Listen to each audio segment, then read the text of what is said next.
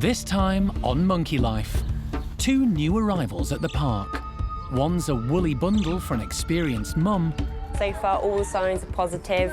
Xingu's doing all the right things. We just let her get on with it and be the good mum that we know she will be. And the other is hoping to make new friends at the squirrel monkey enclosure. So this is a big day for her, but straight into the squirrel house, and she's quite a confident lady.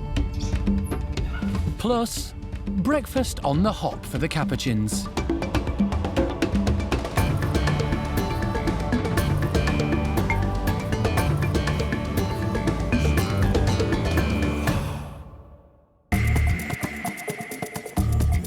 Monkey World in Dorset, buried deep in the English countryside, is the largest sanctuary of its kind on the planet.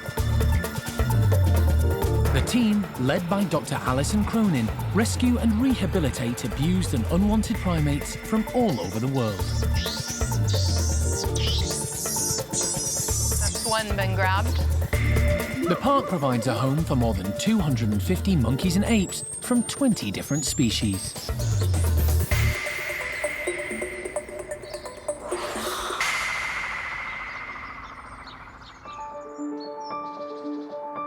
A new morning brings a new arrival at the woolly monkey house.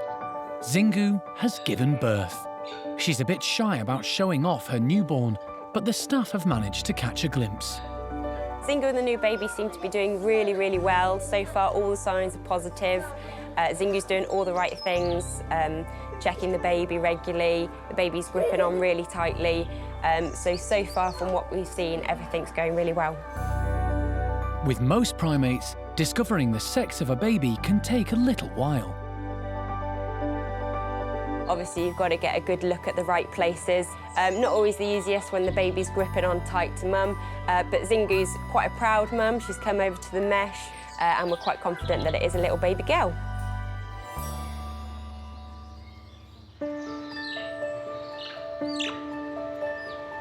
To make sure mum and baby are okay, there are key signs the team will look for over the next few days. It's vital the new arrival is suckling well and has a good grip on mum's fur. And a tightly curled tail is another sure sign the infant is doing well. We're quite confident that the baby has been suckling from Xingu already. All the signs are good. The baby's definitely been in the right position. It's sometimes obviously quite hard to be certain straight away, but that's why we make sure that we'll monitor them nice and closely for the next day or two, just to make sure we're 100% happy. But from what we've seen, it looks pretty good that they have been suckling. The new arrival is a daughter for Oscar, the dominant male of the group. Oscar was wild-born, so he's very important to the park's woolly breeding program as he brings in new genes. In a few years, his new daughter will be able to join the program too and help with its continuation. But for now, the team will keep a careful eye on the newborn, while still giving mum and baby their space. We more or less just let her get on with the whole thing. She's been a mum before, so she knows exactly what she's doing, and she proved to be a fantastic mum last time. So we'll obviously keep a close eye on her, make sure that she's okay in the next coming days. We'll make sure the baby's okay, that it's definitely suckling. But apart from that, we just let her be part of the group and get on with it and be the good mum that we know she will be.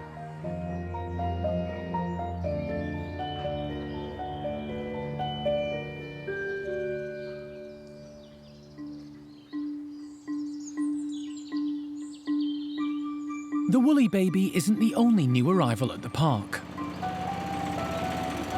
Alison's been to Wales to collect a new squirrel monkey called Azzi, who was being kept as a pet. But she's the last surviving member of her family group. It's important she has company, and her owners have asked the park to take her so she can make some new friends. The park already has 4 squirrel monkeys, which means plenty of potential pals. Samantha, a new friend, a new lady friend. The first step for the primate care staff is to get Azie into a bedroom so she can start settling in.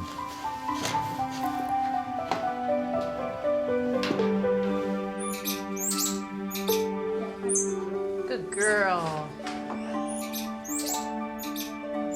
In a bedroom down the hall are elderly Samantha and young male Charlie. Okay, well, Samantha isn't looking or sounding horrible. Oh, there we go. On cue.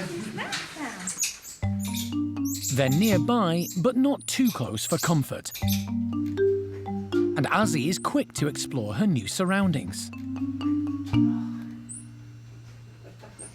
The journey and change of scene certainly haven't put her off her food. She hasn't seen another squirrel monkey for a few years, and as a social animal, she's got a lot to say for herself. She's about 12 years old. So she's not a spring chicken, although she looks younger and fitter than our guy's bar Charlie. At her previous home, she had large indoor and outdoor enclosures and was well looked after, so she's in good condition. And, as squirrel monkeys should be, she's very inquisitive. So this is a big day for her, but straight into the squirrel house, and she's quite confident lady. You know, there was a bit of alarm calling, but already we've got our male Charlie and Samantha alongside. Azzi's assertiveness seems to be winning her at least one admirer. Youngster Charlie isn't always popular with the other older ladies in his group, and he's keen to show off to this younger, fitter female. Charlie is already sort of strutting his stuff, showing her what a big, strong man he is. He's keen to get in and meet the new lady. But getting to know Samantha may be harder. It's the females that are always going to be tricky, and, you know, everybody laughs whenever I say these things, but it is true. Guys are often more straightforward. New lady, no problem. It's the ladies that often are the difficult ones because they get a little bit spiteful and jealous and will be hard on the newcomer. It seems Azzi may need longer to win over Samantha. And as it's still early days with Charlie, she'll have to watch her step. We'll see how we go. I mean, she's going to have to behave properly with Charlie to make sure he's still happy and interested in her, and then we'll take it slow. But Azzi is taking it all in her stride. And for a monkey that's just travelled over 100 miles to her new home, the signs are good.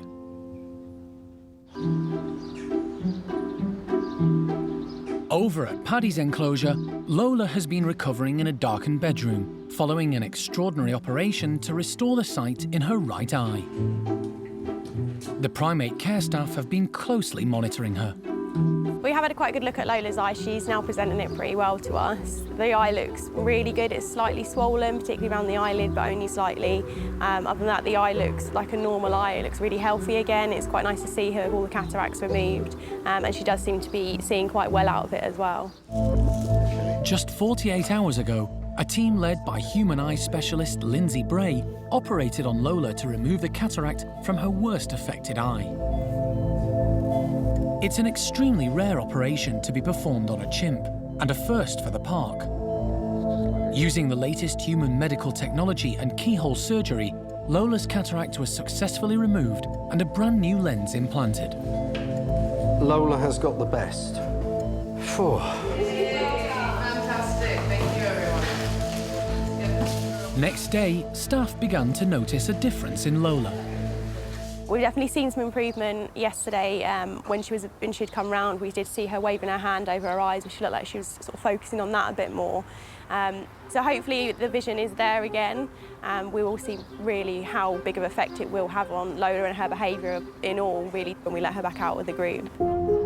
With a good recovery and today's cloudy conditions, meaning less sunlight to irritate Lola's eye, the team decide to let her outside with the rest of the group. The chimps are always keen to be let out, and dominant male Paddy leads the way. Eventually, a nervous Lola follows Buster out. He hasn't seen her for a few days and displays his dominance as they emerge.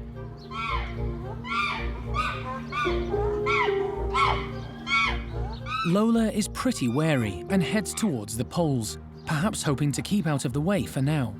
But over-exuberant teenager Bart decides it's his turn to display his dominance to low-ranking Lola. Fortunately, Gamba steps in to put Bart in his place, and then leader Paddy wades in to exert his authority over everyone and calm things down. It's a normal start to the day in chimp society, and after a while, Lola gains confidence and starts moving around the enclosure.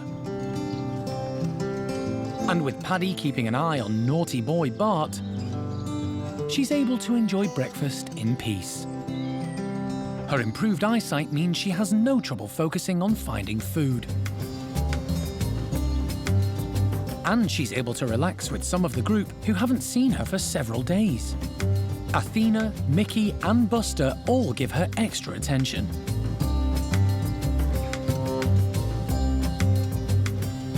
Even Bart seems to have calmed down and makes up for his earlier overexcitement with a gentle grooming session. We're hoping that it will make a big difference to Lola, because obviously the problem with Lola's eyesight was that it had changed quite quickly. We're talking about a year, and she almost had no vision out of the right eye. And although she could still see out the left eye, it was still affecting the way she moved around and how she interacted with people. She was a very nervous chimp. And we're just hoping that now she's got this eyesight back, that she'll be a little bit more confident, she'll feel more confident moving around the platforms, and hopefully we'll see a different side to Lola. It's still early days, but all the signs are positive that this unique operation for a chimp may just have given Lola a new lease of life.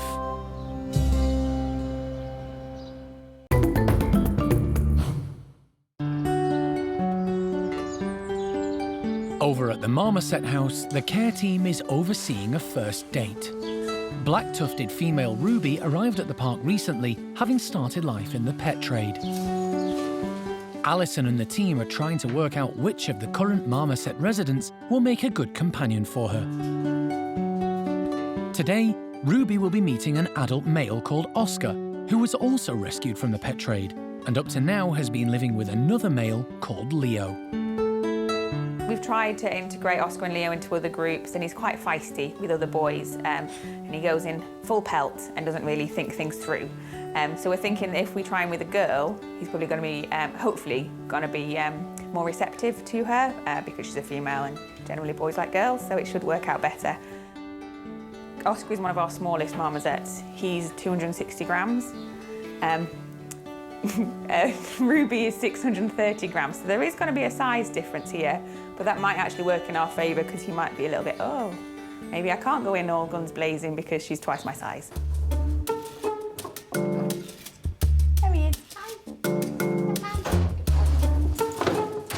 To start the introduction, they are in separate rooms, on opposite sides of the corridor, so they can still smell and see one another.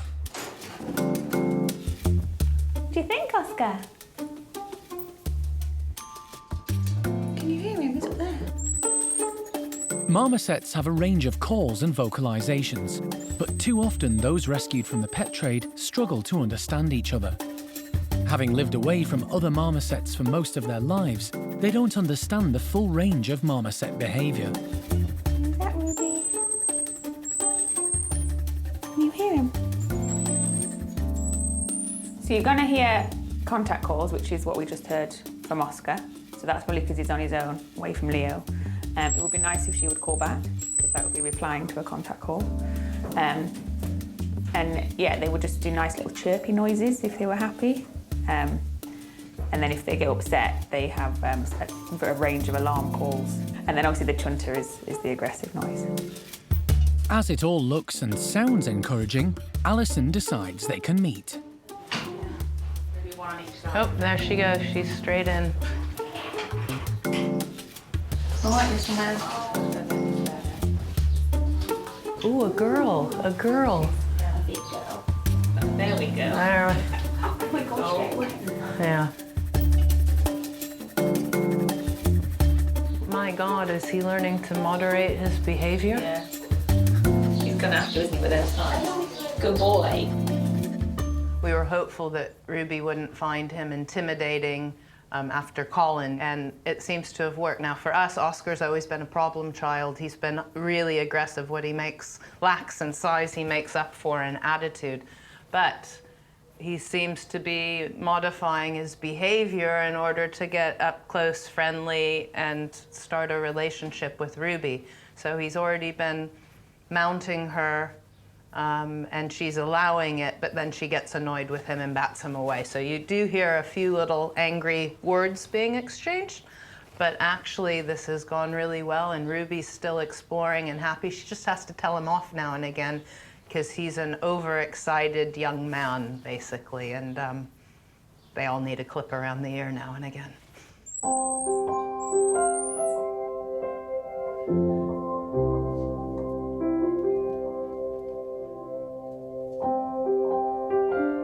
What we'd really like to see is some grooming, or even just going into a basket and going to sleep together. That would be really nice. He just needs to maybe learn to do more of the nuzzling before he goes in to the amorous behaviour, and then I think she would take to him a lot better. So I think he just needs to go slowly, and they'll settle in really well together. Right now, he's being a good marmoset for a change.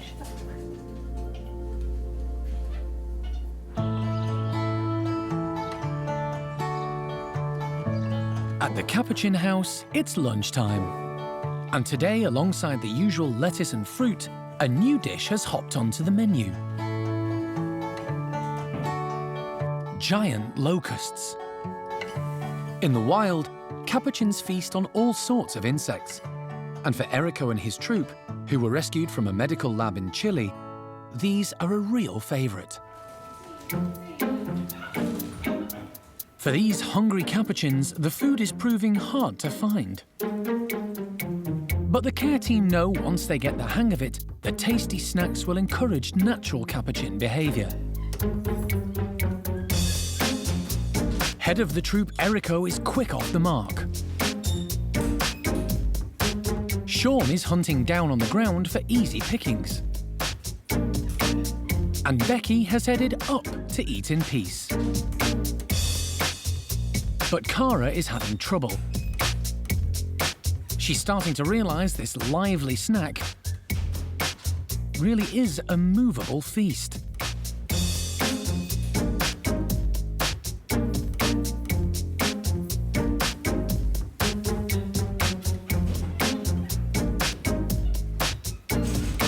Sean has caught a few and isn't sure what to do with his catch, so puts some back into the box until he's ready for them.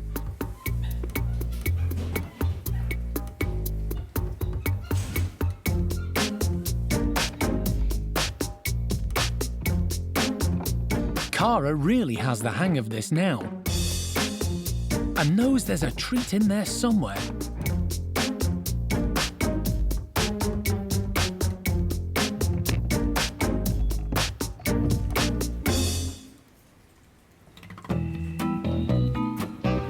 Today's menu also includes onion, and for Capuchins, it's perfect for getting rid of parasites. Just mix with saliva and rub firmly into your fur. Lovely. With a power snack inside him, Erico is full of energy. He's on a mission, and something has captured his attention. Capuchins are famous for their nut-cracking skills.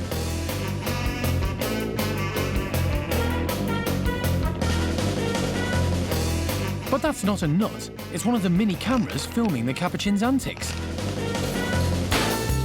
Or, well, it was.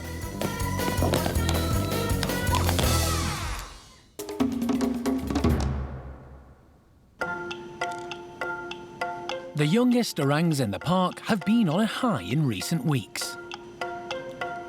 Hand-raised orphans Bulu Mata and Rika have been thoroughly enjoying their own new custom-built mini playroom, and even ventured into the big kids' playroom, when the big kids were safely elsewhere. Life is progressing at quite a pace for these two youngsters, although they still enjoy their milk. It's red for Rika and blue for Bulu. But their diet has moved on too. Are you waiting for me? Want some? Bulu? Good boy. Bulu and Rika are both eating most solid foods. They eat all the fruit and veg that the adults eat now, which is great. They obviously still have 3 milk feeds a day, which they love, especially Rika. You can see by the size of her belly. They've actually progressed a long way. Now, being in the nursery full-time, we're actually going in less than we were. We were having to carry them around quite a lot to the other areas in the house. You done? And now we can do a lot of the feeds through the mesh. But the really massive change has been to their nightlife. Now they're sleeping here. A couple of us did spend a night or two in the nursery. I had a night's sleep in the kitchen, which was not the best night's sleep I've ever had. But we could see through the window to see what they were doing. They had a small night light so that they could see that we were there, but they could also see their surroundings as well. And we didn't want that to go on for too long, so we bit the bullet on the 3rd night and we left them here on their own. And then we came back very early in the morning to see that they were okay and sort of were around for them to wake up. All these changes have given the babies a great sense of their wider world.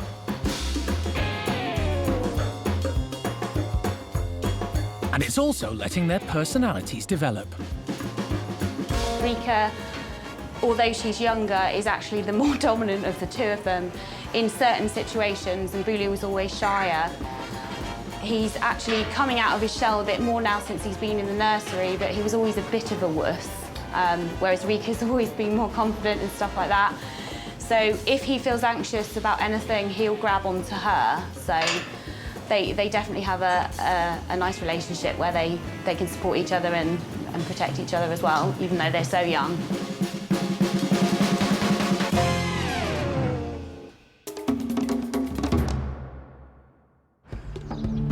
Next time, a sad death at the Woolly House means Chippy has to leave his ladies to lead a new group. The dominant male is there to protect the group from any threats or dangers, anything like that. They're basically the group's protector. Plus, watermelons for Paddy's group prove a popular treat.